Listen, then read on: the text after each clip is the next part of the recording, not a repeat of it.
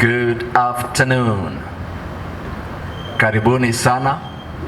My name is Mark Koros, and I'd want to invite you to our end of year party.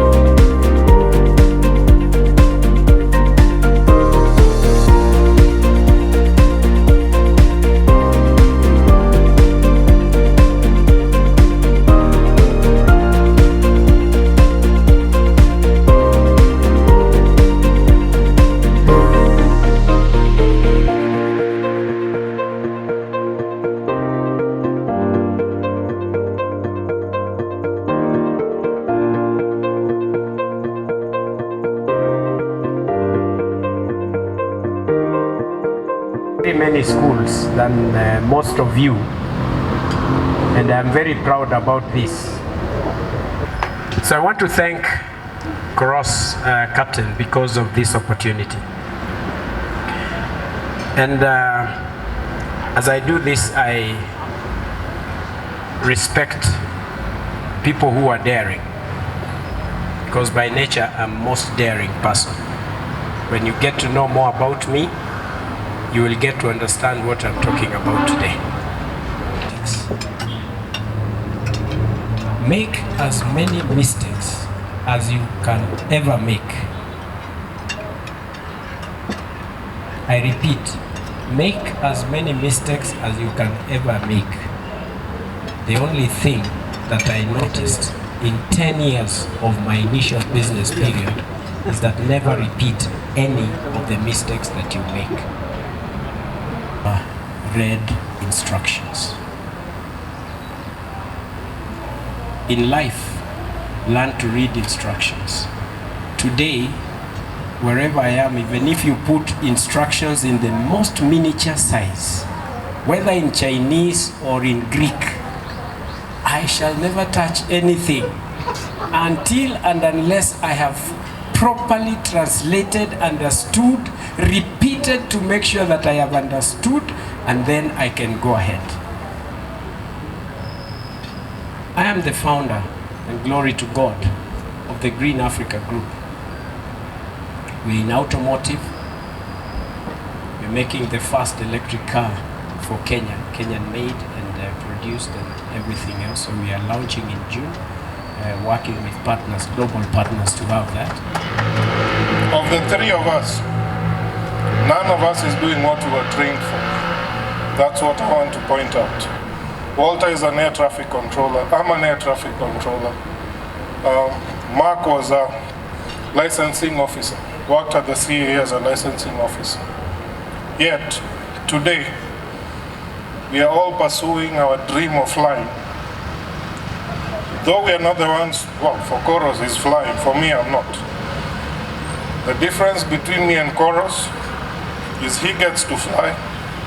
The similarity between me and Koros, we own planes. Oh, and so does Walter. So what does our story show you? You can still do what you love and inspire other people to do it for you. Remember, being a pilot, Koros is hired. He's an employee. Well, I'm employed by my company too, but I'd say I own a couple of planes, I own a few pilots. He's asking you to look for me to employ you. So I'm sort of living my dream. I know this may sound controversial, but discipline sometimes is even more important than competence. The other thing I'll emphasize is continue developing yourself. Continue developing yourself. It's not the end when you get your CPL, IR, ATPL. Unaona umefika. You stop learning. That's just the beginning. It's our church. I think I see some familiar faces. And what I see a familiar face here. Is an employer. Which is life. You've got to be adaptable because rarely does it go on a straight line. Pilots fall sick on weekends. They never fall sick during the week. Think about it. In ALS, we manage a huge team of pilots. I think currently we are at 110 pilots across a fleet of, I think at the moment it's about 34 aircraft, which consist of a diverse fleet from the Cessna Caravan to the Beechcraft 1900, Dash 8, the 100, 200 and 300 series, and the Embraer 135 and 145 series. Taught yourself to be that individual who, when no one is looking, still endeavors to do the right thing. How are you now moving from being in a school environment to becoming professional pilots, right? Be a process. It is not an event. It is a process. And we tend to do it, things called management of change. You are changing now from being a student pilot to being a professional pilot in a professional organization where you are paid to deliver a service. Come back and again the roster is out and you have to go somewhere else again. And cargo at times is delayed. So flying times and duty times get it. And the secret I would like to give you for making it is never being in a hurry to make money. If you're driven by money, if you're driven by prestige, straight away you'll miss it. So other people may have a different view, but I'll tell you what I mean. Whenever you get somewhere, even like today, you have to ask, where is my place? Because there's always people before you who came before you. So how do you fit in that space? And I always say, if you're the last person in the room, study the room, get to know, who is who, so that you don't think like you're the smartest person in the room, and then you learn there's someone else who owns an airline. Sorry to... But focus is one thing that I would encourage you as you pursue your life, as you pursue your career. Humility is another key aspect in your life and in your career. So once you are humble and you get to learn along your career path. Gentlemen, as you've heard Cess or Cecilia, Mark is a very good friend, the accountable manager. I see, my dear students, as you've heard, the industry is quite tasking, and it's only the best of the best that get the chance to make it fun. And based on what's been mentioned earlier, I think it goes a long way, us in the training organization, to deal with what you people do. From showing up late, from not going through your assignments, from not preparing okay. We understand the several challenges from Soar, the CAA disturbing us, and all that. But as an ATO, I think we're doing our best to make sure your training comes to a success and we produce the best in the market. But the best. Anything that will compromise on safety, please should put it kando. And also, when you look at other schools, we shouldn't have the spirit or like, those are competitors, those are enemies. No. Like if you look around, we have people from NFT, I see Williams there, I see people from KC, I see other people from different ATOs. So we work together. Kwanza with Captain Mark, if you see one of my tags actually is Associate Pilot for West Drift. So I think if I was the smartest guy in the room, I'm in the wrong room. And that's for all you young guys and ladies starting out. So you will learn, it's good to have the attitude where you can learn from the experiences of olders. Because if you're the smartest in the room, you should leave the room, right? Go to a learning environment. And that's a very important point here, in teaching. Other good fundamentals is dedication to anything you do. Detail, definitely the detail of what you do is extremely important. I will tell a little story what happened to me talking about not paying attention to detail one time, right?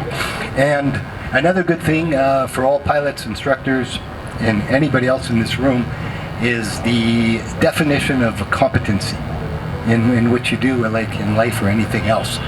And the way we look at it is we simply look at it as an acronym as KSA, knowledge, skill, and attitude.